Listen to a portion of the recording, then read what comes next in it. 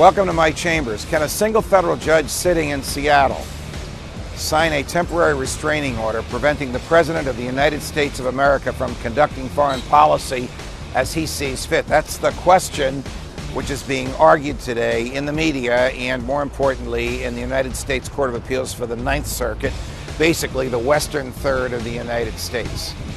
So Judge James Robart in Seattle received a complaint filed by the states of Minnesota and Washington alleging that the president's executive order restraining immigrants from 7 countries in the Middle East and Africa somehow harmed those 2 states, Minnesota and Washington, and that the harm was immediate and irreparable, and therefore the president should be enjoined, prevented from enforcing the executive order. And he did that. He signed that order preventing the president from doing so. And then the Justice Department, representing the president, appealed that to the United States Court of Appeals for the Ninth Circuit, and that oral argument was had earlier this week. I was very disappointed with that oral argument because the judges asked political questions. Is this a Muslim ban? What studies did the president conduct before he chose these 7 countries? Did the Obama State Department agree on these 7 countries at all? All those questions are irrelevant.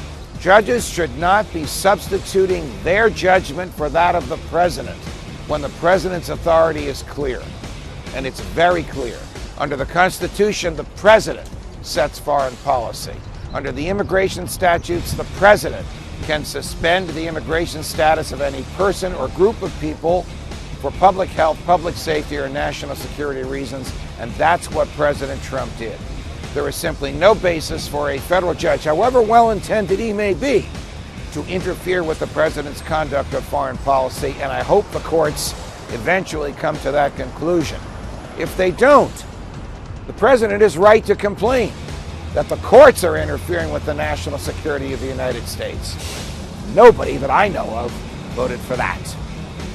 Welcome to my chambers. Fight the good fight.